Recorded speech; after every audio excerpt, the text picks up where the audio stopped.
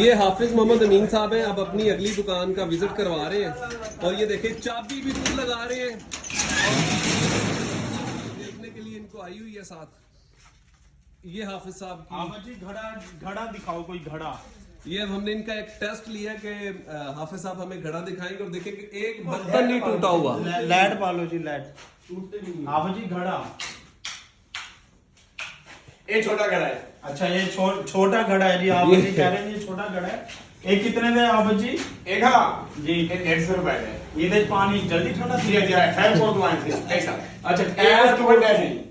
ये हाफिज ये इससे बड़ा है। हाफिज जी कह रहे ये हैं 250 रुपए का ये सब।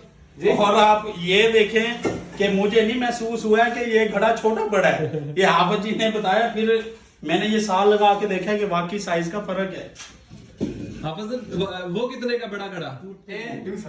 200 का। और ये पीछे